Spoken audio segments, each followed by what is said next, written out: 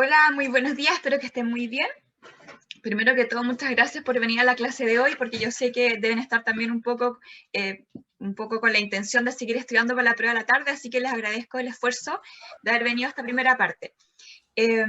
La prueba entonces en la tarde, la clase de la mañana va a ser cortita para también darles un tiempo para que puedan estudiar aquellos que quieran, entonces probablemente vamos a terminar a más tardar a las 12:30. Ya, entonces ahí van a tener por lo menos una media hora por si quieren repasar alguna parte de la materia. No sé si alguien quiere decir algo antes de partir la clase. Profe, ¿Sí? ¿esta es la última clase o no? Esta es la última clase, sí. Ya. Sí. Bueno, profe, fue un gusto este año compartir con usted. Bueno, la verdad es que para mí ha sido súper grato tanto el primer semestre como el segundo.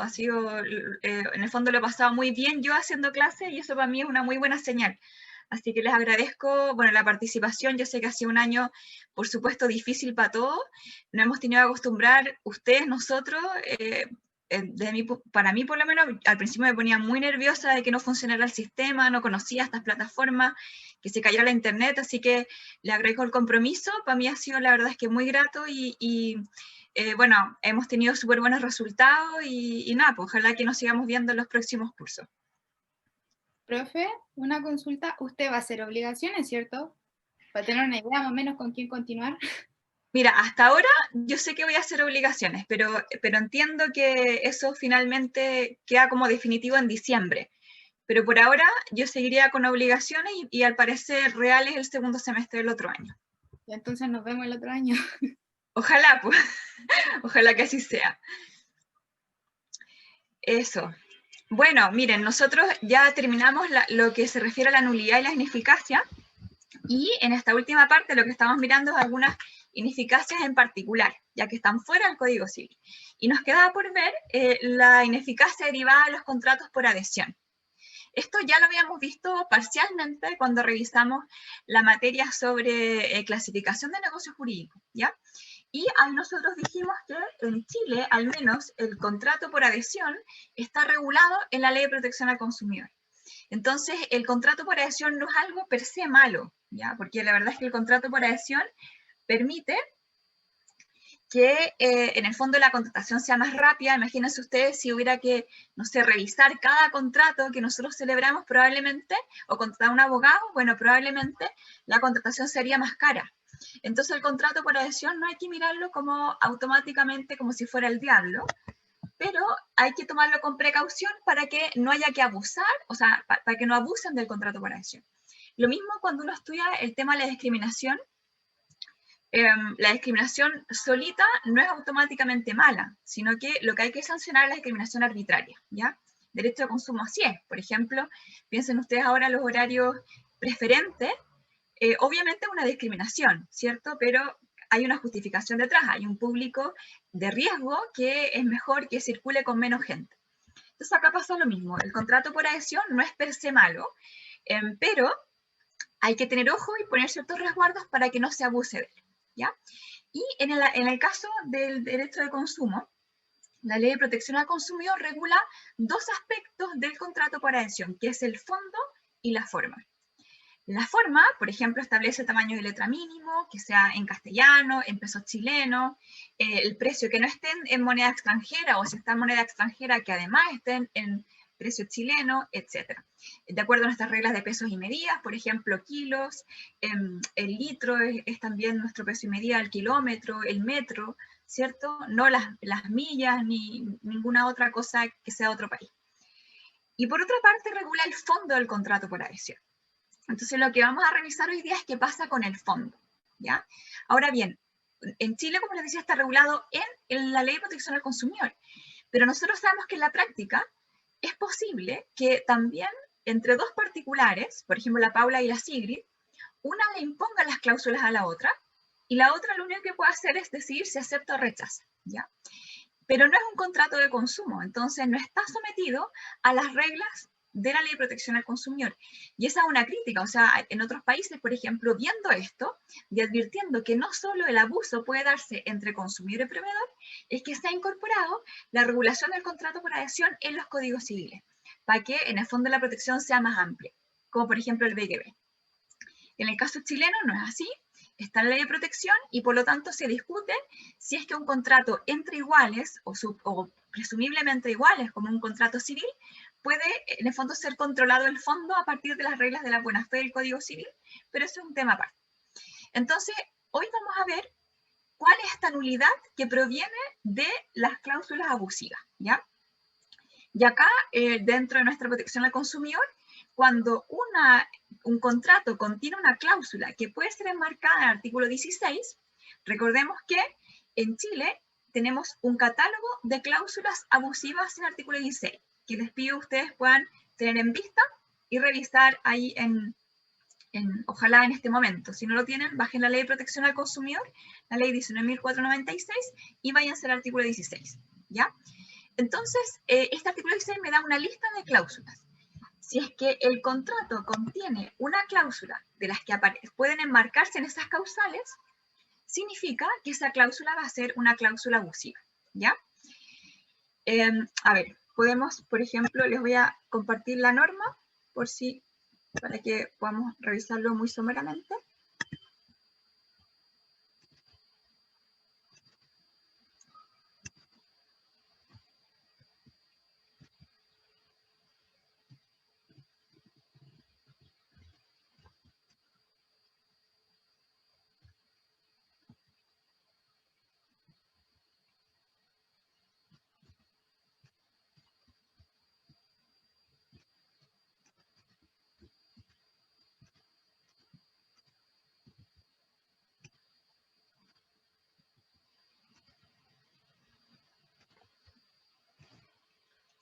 Aquí, mira, ahí espero que lo estén viendo. Dice el artículo 16, no producirán efecto alguno en los contratos de adhesión, las cláusulas, estipulaciones que, 2 puntos. Y me da una lista de cláusulas, ¿ya? Por ejemplo, que otorgan a una de las partes la facultad de dejar sin efecto, modificar o subarbitrio el contrato, etc. La B, que establezcan incrementos de precio, ¿ya? Por ejemplo, una cláusula que permita al proveedor aumentar unilateralmente el precio. Por ejemplo, piensen ustedes un contrato de, no sé, de tarjeta de crédito. Te aumento si yo quiero la mantención mensual. Las cláusulas que pongan de cargo al consumidor los efectos de deficiencias, omisiones o errores administrativos, que no le sean imputables. La E, muy famosa, que contenga limitación absoluta de responsabilidad frente al consumidor, que puedan privar al consumidor su derecho a resarcimiento. Y la letra G, que es como el bolsillo payaso, todo lo que no cabe en las letras anteriores puede eventualmente caber en la G, dice. Cláusulas que se encuentran redactadas en contra de la buena fe, de acuerdo a parámetros objetivos y que generan un desequilibrio en perjuicio al consumidor. Si ustedes se fijan, este artículo me da una lista de cláusulas. Y si la cláusula de un contrato que yo tenga puede enmarcarse en una de estas causales, esa cláusula es abusiva. ¿Ya? Una cláusula abusiva. Volvamos entonces a los efectos de las cláusulas abusivas. Y los efectos en Chile, o qué pasa cuando la cláusula abusiva está en un contrato. Primero, la norma dice no producirán efecto alguno, o sea, hay una sanción de ineficacia, ¿ya? Además, eventualmente, podría haber una acción indemnizatoria, eventualmente una acción contravencional. La Ley de Protección al Consumidor establece acciones civiles, la nulidad, la indemnización, pero a lo mejor también podemos sancionar con una multa al proveedor por haber incorporado la cláusula en un contrato por adhesión. Ya, es discutido, pero por ahora lo vamos a dejar así. Y eventualmente una acción de cesación, es decir, que se obliga al proveedor a sacar esa cláusula, ¿ya? Nosotros, por razones obvias, en este curso nos vamos a concentrar únicamente en la letra A, que es la ineficacia, ¿ya? Entonces, en el caso de la ineficacia de protección al consumidor, es una ineficacia que no es neutra, es una ineficacia establecida con la expresa intención de beneficiar a alguien, que es al consumidor por considerarlo un sujeto débil, ¿ya? O sea, todo lo que vamos a ver ahora de la nulidad, tenemos que entenderlo en el contexto del contrato, ¿ya? Es decir, aquí los autores actuales dicen que el contrato no hay que entenderlo solo como una entidad normativa o jurídica, sino que también fáctica, porque está inmersa en un contexto. Y el contexto del contrato de consumo es un contexto en el cual hay asimetrías y desigualdades. Ya nosotros estamos en el fondo en una posición inferior que el proveedor, porque no tenemos poder de negociación con ellos, tenemos menos información, Y eso implica que los mecanismos de tutela que establece el legislador, en este caso la nulidad, sea una nulidad que no es neutra, sino que es una nulidad pro parte, pro consumidor, ¿ya? ¿Se acuerdan ustedes cuando vimos el semestre pasado, o aludimos a esta regla de que el artículo, o sea, a propósito de la interpretación de la ley, el legislador dice, no se tomará en cuenta lo favorable u odioso, o sea, lo que conviene o lo que no conviene para interpretar la ley? Bueno, esa regla no se aplica en la ley de protección, porque en la ley de protección, claramente, la interpretación la hacemos con un principio pro consumidor. O sea, sí me interesa lo favorable u odioso, lo que conviene o lo que no conviene al consumidor. Entonces, con este prisma, con esta mirada de que la nulidad en el derecho de consumo es una nulidad pro parte y de orden público, vamos a revisar dos aspectos de la nulidad. Primero, la naturaleza, ¿cierto? ¿Qué tipo de nulidad es? ¿Nulidad absoluta, nulidad relativa o nulidad especial? Porque la norma no lo precisa. Entonces, vamos a ver qué es. Y segundo, la extensión, es decir, ¿se cae la cláusula sola, la cláusula abusiva, o se cae el contrato completo? ¿Ya? Partamos por lo primero. Nosotros tenemos claro aquí que la sanción es la nulidad. ¿Por qué? Porque el 16A, las normas siguientes, 16B y el 50 de la Ley de Protección al Consumidor hablan de nulidad. Por lo tanto, ¿qué vamos a descartar? Si me está hablando de nulidad, ¿qué descartamos como ineficacia? La inexistencia. La inexistencia. Exactamente. Sabemos que es nulidad. ¿Qué posibilidades tengo? Absoluta, relativa, de pleno derecho según Corral, eso. Exactamente. Tengo tres posibilidades. Decir que esta es una nulidad absoluta. Segundo, decir que es una nulidad relativa. Y tercero, que es una nulidad de pleno derecho. ¿Ya? ¿Alguien puede decantarse por alguna tesis y por qué? Si miran la redacción de estas normas y asimismo lo que ya hemos visto acerca de cuándo procede la nulidad absoluta y cuándo procede la nulidad relativa o cuándo procede la de pleno derecho, ¿cuál será la nulidad con la cual sanciona la Ley de Protección al Consumidor estas cláusulas? Obviamente la respuesta es importante porque hay un tema de prescripción. No es lo mismo la prescripción de la nulidad absoluta, la relativa, la de pleno derecho.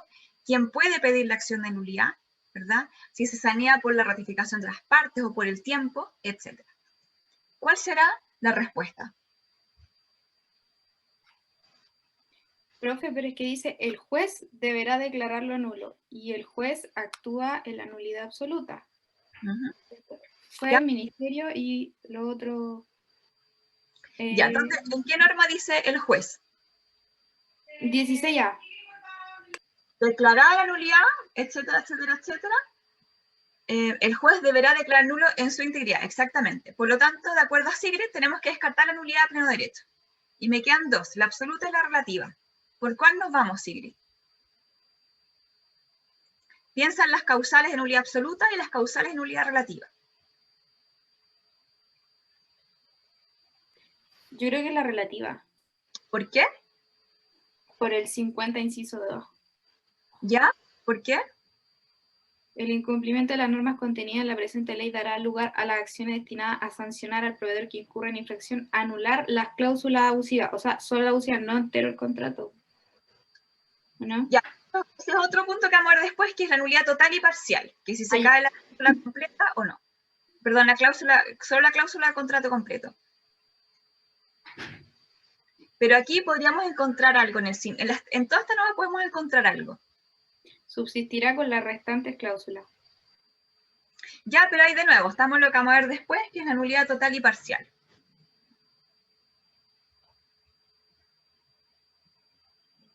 ¿Qué le sugiere a la redacción? El 16, el encabezado, ¿qué le sugiere?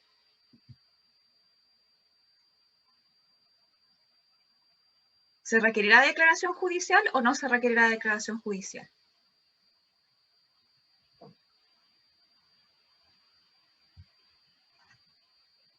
Y todo esto puede ser contradictorio por si acaso.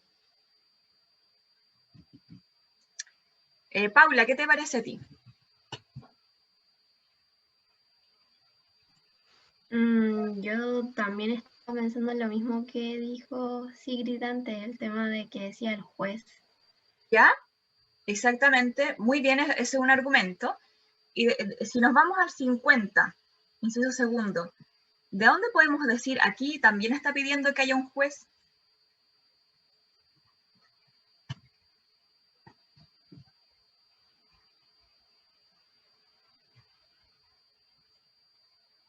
No dice la palabra juez, pero hay una palabrita que nos podría sugerir eso.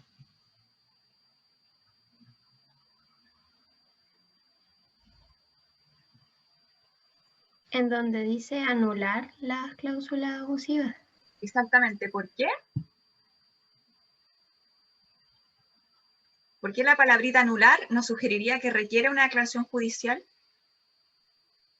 Porque el juez que tiene ese como trabajo. Claro, no dice es nula, sino que dice anular. Exactamente. Si nos vamos al encabezado del 16. Kiara, ¿qué te parece a ti el encabezado 16? ¿Qué ineficacia podría proceder?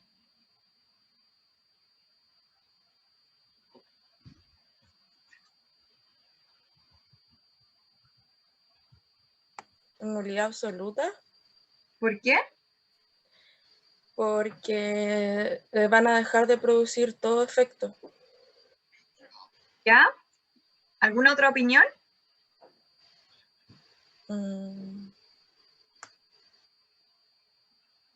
Si nosotros pensamos en las causales de nulidad absoluta, o cuando procede la nulidad absoluta, ¿cuál podemos invocar para decir esto se sanciona con la nulidad absoluta? ¿Se acuerdan de los casos sancionados con la nulidad absoluta? ¿Cuál nos servirá?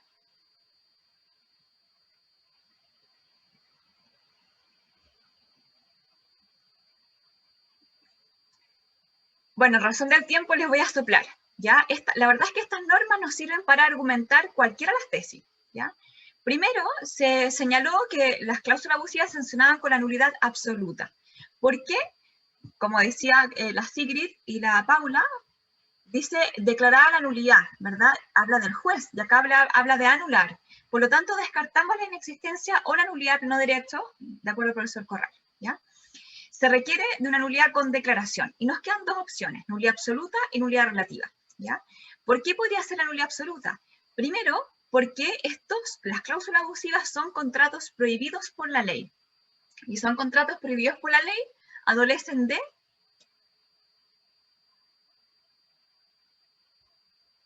objeto ilícito, ¿cierto? Y el objeto ilícito sancionado con la nulidad absoluta. Y por otra parte, cuando nosotros revisamos la definición de nulidad absoluta, dijimos que es aquella que procede cuando falta un requisito que el legislador establece en relación al contrato y no a las partes. Y acá la sanción no se refiere a si la parte es capaz o incapaz, si tiene esta calidad o la otra. Es un vicio del contrato. Entonces ahí tendríamos que se trataría de un caso de nulidad absoluta.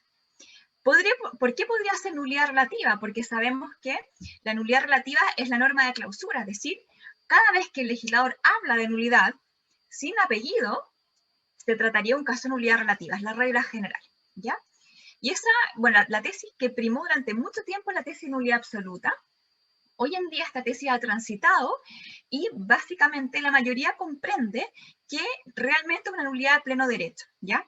Primero, porque el artículo 16 dice no producirán efecto alguno. Es decir, no es que se pueda anular, sino que derechamente no están presentes en el contrato, ¿ya? Otra cosa es que después el tribunal pueda declararla, ¿verdad? Pero en ese caso la declaración judicial realmente tiene un efecto de constatar una nulidad que ya existe.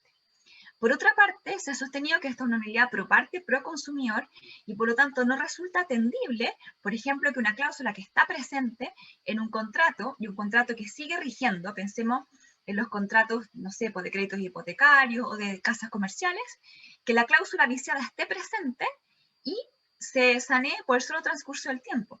Sobre todo considerando que además, en el caso de la ley de protección, hay responsabilidad infraccional, y las infracciones permanentes nunca prescriben. ¿Ya? Una redacción similar la encontramos, si ustedes se fijan, en la ley, 20.009, que se refiere a la responsabilidad por extravío o hurto de tarjetas de crédito, tarjetas de débito u otros medios de pago. Y aquí dice en la parte final, dice, las cláusulas de los contratos que impongan el deber de prueba sobre el usuario por operaciones realizadas con posterioridad al aviso de extravío, hurto, robo o fraude, no producirán efecto alguno y se tendrán por no escritas. ¿Ya? Entonces, nomenclatura similar a lo que habíamos revisado nosotros como casos de inexistencia o nulidad de pleno derecho en el régimen del Código Civil. Y por otra parte, encontramos, aquí tenemos las posibles soluciones, ¿cierto? Primero, habíamos dicho entonces que frente a la ausencia de una regulación de la nulidad, en la ley de protección nos vamos al derecho común, nulidad judicial, y las dos posibilidades, nulidad absoluta y nulidad relativa. Pero luego tenemos esta tesis más actual, que en general la suelen sustentar el profesor Barahona, Juan Ignacio Contardo. Bueno, yo misma pienso que esta es la tesis correcta, pero obviamente no va a influir mi opinión en una eventual prueba. Es una nulidad o ineficacia especial que opera de pleno derecho, y la reconducción al derecho común procede desde el derecho de consumo únicamente cuando el derecho común sea compatible con la naturaleza de la relación de consumo, ¿ya? Cuando la naturaleza de la relación de consumo choca con la regulación de relaciones jurídicas entre iguales, como es el régimen del Código Civil, ahí la remisión hay que detenerla y admitir ciertas fisuras, ¿ya? Entonces, y en segundo término, eso en cuanto a la naturaleza, ¿ya?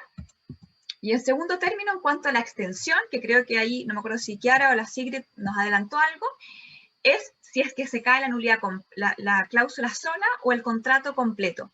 Y esto sí es resuelto por el legislador, ¿ya? 16A dice, declarar la nulidad de una o varias cláusulas, estipulaciones de un contrato por adhesión, por aplicación de unas normas del artículo 16, subsistirá el contrato con las restantes cláusulas, a menos que por naturaleza misma del contrato o atendida la intención original de los contratantes, ello no fuere posible. En este último caso, el juez deberá declarar nulo en su integridad el acto contrato sobre el que recae la declaración. Si se fijan, son dos cosas distintas. La primera es si es que en su naturaleza la nulidad es de pleno derecho, o judicial absoluta o judicial relativa. En este caso es si es que se cae el contrato completo o se cae la cláusula, ¿ya? Y la regla general es que se caiga solo la cláusula, solo la cláusula. ¿Por qué? Porque es una nulidad pro parte. Aquí el legislador escoge la nulidad parcial, escoge la conservación del contrato. ¿Por qué? Porque hay un principio, bueno, primero una nulidad pro parte, implicar que caída la cláusula se caiga el contrato completo, otorgaría al proveedor, en el fondo, el poder de decir todo o nada. Si no te presto el servicio bajo las condiciones que yo quiero, no te lo presto, ¿cierto? Y eso no puede ser, porque lo que queremos es que el servicio se preste, pero conforme a la legalidad. Esa es la justificación de por qué la nulidad se establece como una nulidad parcial. Pero por otra parte, porque hay un principio que se llama el principio de conservación del contrato, que lo vamos a revisar después en derecho del contrato, conforme al cual el contrato cumple, además de una función normativa, cumple una función económica. Entonces al legislador no le conviene que los contratos se anden cayendo. Y por lo tanto, la medida que sea posible, el contrato debe persistir. Entonces se prefiere la nulidad parcial, ¿verdad? Pero procederá la nulidad total, que es subsidiaria, o sea, solo cuando, si sacamos la cláusula sea tan importante que se caiga el contrato completo, ¿ya? ¿Cuándo va a pasar esto? La ley, nos dice exactamente cuándo va a pasar esto. Primero, tenemos que atender a la naturaleza del contrato, y segundo, la intención de los contratantes, ¿ya? Intención de los contratantes. Si el juez mira el contrato y dice, de acuerdo a la naturaleza del contrato o la intención de los contratantes, la verdad es que más vale que el contrato se quede completo, se va a caer completo. Pero si puede subsistir, preferimos que subsista. Por ejemplo, piensen ustedes que la cláusula viciada es una cláusula que establezca íntegramente el precio en una compraventa. Y sabemos que la compraventa no puede subsistir sin el precio. Entonces, muy probablemente se va a caer el contrato completo, ¿ya? Pero en cambio, si la cláusula viciada es la cláusula que permite el incremento del precio, bueno, entonces en ese caso probablemente va a caer la cláusula que permite el incremento del precio, pero el contrato va a subsistir con su precio original y sin la posibilidad de que el proveedor pueda cambiar el precio. Lo mismo, por ejemplo, piensen ustedes en la frustración del contrato. aquí en relación con la intención original de los contratantes. Por ejemplo, piensen ustedes que el contrato, no sé, es un contrato, por ejemplo, en que un sujeto tiene que ir a cantar para un matrimonio. Y la cláusula que se cae es la cláusula que establece precisamente la fecha o la oportunidad en que hay que ir a cantar. O piensen ustedes los regalos que se encargaron para Navidad, ¿cierto? Si se cae la cláusula con la fecha, muy probablemente al consumidor ya no le sirva ese contrato y ahí se produce la frustración del contrato y ahí se cae el contrato completo. Comentarios, dudas que tengan, observaciones. Profe, ¿Sí? una consulta con respecto a lo que dijo de la fecha y todo eso, se cae el contrato completo. Cuando uno contrata un servicio de internet, uno necesita, sobre todo en este tiempo, el internet todos los días, y todo el día, porque aquí sucedía que se cortaba el internet a la 1 de la mañana y después regresaba a las 8 y el servicio era completo. Entonces, ¿qué se podría hacer como en ese caso? Aparte, cortaban el servicio justo el día del pago y uno no puede levantarse como a la 1 de la mañana a pagar. Claro. Lo que pasa es que ahí tú tienes, o sea, hay que distinguir dos situaciones. Lo que estamos viendo ahora es la cláusula del contrato. Lo que estamos viendo es qué pasa cuando el contrato tiene cláusulas abusivas. Entonces, ahí tú tienes primero que revisar el contrato de prestación de servicio, si tiene cláusulas abusivas, por ejemplo, que diga, yo no me hago cargo por deficiencias de Internet, o yo no me hago cargo si es que todos los consumidores se conectan al mismo tiempo. ¿Ya? Esa es una cláusula que probablemente sea considerada abusiva, ¿ya? Porque el proveedor sabe exactamente cuánta gente está contratando, entonces tiene que tener, si está ofreciendo un servicio, sabe para cuántas personas son. Y otra cosa distinta es, con independencia del contrato, si es que no te cumplen. Porque si no te cumplen, ahí estamos frente a una situación diversa, que es un incumplimiento directamente del contrato. Y eso, por supuesto, que tiene una sanción civil, que es una indemnización, el cumplimiento, y además una sanción infraccional. Gracias, profe. De nada. Bueno, se cae la cláusula y el contrato persiste, ¿ya? Eso se llama, aquí algunos tribunales hablan de la reducción de la cláusula, ¿ya? Y en otros casos, este es un caso muy extraño en que, obviamente, si es que la cláusula se cae, a veces queda un vacío en el contrato. Y la pregunta es si el juez puede llenar ese vacío, puede integrar el contrato. La ley de protección no establece esa facultad, pero sí, aquí hay una sentencia, por ejemplo, en que se cae una cláusula abusiva, considerada abusiva por el tribunal, en un contrato de prestación de servicios educacionales, y el tribunal se atribuye la posibilidad de moderar el precio, ¿ya? Rebajar el arancel en un 20%. La ley de protección no establece la facultad de integrar, por eso les traje esa sentencia, en el fondo como una curiosidad, en que un tribunal se atribuye la posibilidad de integrar el contrato. Integrar significa llenar un vacío. ¿Comentarios o dudas? ¿Observaciones? ¿No? Bueno, entonces, como les decía, la idea de esta sesión es poder terminar temprano. Ya hemos llegado a las 2:30, ahora ustedes quedan en libertad para poder estudiar para la prueba de la tarde. Les deseo mucho éxito para la prueba, para los exámenes. Bueno, nos queda la prueba recuperativa la próxima semana. Y como les decía, la verdad es que a mí ha sido súper grato, tanto el primer semestre como el segundo. Yo sé que varios siguieron desde el primer semestre. Y eso, para mí ha sido muy grato, aprendí mucho, han habido también varios aportes de ustedes que a uno lo desafían y lo hacen pensar. Y yo he hecho también anotaciones, algunas cosas que ustedes han dicho y que me permiten a mí también seguir creciendo desde el punto de vista del derecho civil, así que les agradezco también en ese sentido. Así que no sé si alguien quiere decir algo más o se pueden ir a estudiar. Profe, ¿en el examen entra hasta esta clase? El examen entra hasta esta clase. Ya. Muchas gracias. De nada. Chao, profe, nos vemos el otro año. Que les vaya muy bien. Mucho éxito con el estudio. Recuerden que tienen posibilidad de impugnar también. Se pueden dirigir a mí sin ningún problema. Si tienen alguna duda con las pruebas, tienen su derecho también a impugnar. ¿Ya? Que les vaya muy bien y mucho éxito. Muchas gracias, profe, por este semestre y por todo lo aprendido. Muchas gracias, profe, que le vaya muy bien. Igualmente.